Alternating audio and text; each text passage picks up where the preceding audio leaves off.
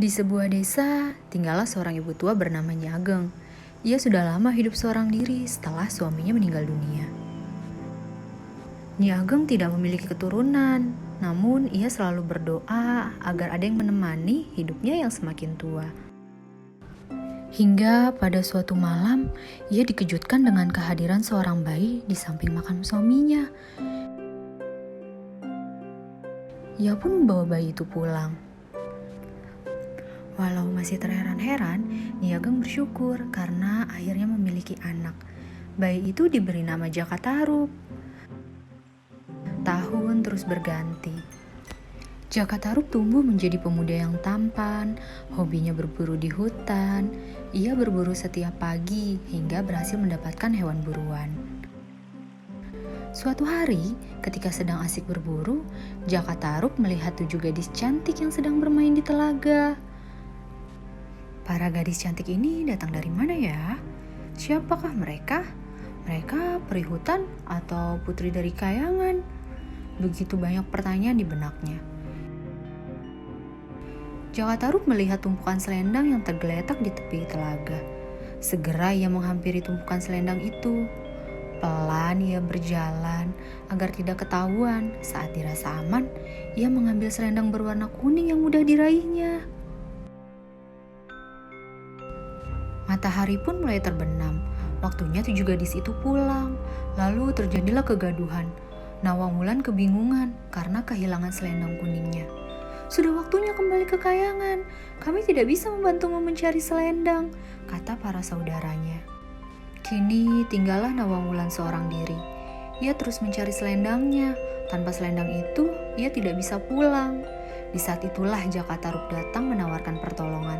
Tidak ada pilihan lain, Nawangwulan pun menerimanya. Kepulangan Jaka Tarub yang ditemani Nawangwulan disambut sukacita oleh Nyi Ageng. Mereka lalu memutuskan untuk menikah. Hari pernikahan mereka pun tiba. Akhirnya mereka menikah dan hidup bahagia. Mereka pun dikaruniai seorang anak perempuan yang diberi nama Nawangsi.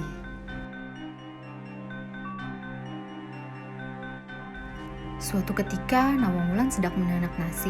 Ia meminta Jaka Tarub untuk menjaga tungku api agar tidak padam. Ia juga berpesan agar Jaka Tarub tidak membuka tutup periuk. Jaka Tarub melaksanakan permintaan Nawangwulan. Namun sayangnya melanggar pesan Nawangwulan karena membuka tutup periuk. Terkejutlah ia melihat hanya satu tangkai padi di dalam satu periuk. Kini Jaka Tarub pun mengerti mengapa padi di lumbung tidak pernah habis. Ternyata istrinya selalu menanak nasi hanya dengan satu tangkai padi saja. Nawangwulan marah melihat kejadian itu. Akibat perbuatan Jaka Tarub, kesaktiannya pun musnah. Kini ia harus menumbuk padi bila keingin menanak nasi. Ketika padi hampir habis, Nawangwulan menemukan selendangnya ada di lumbung padi terbawah.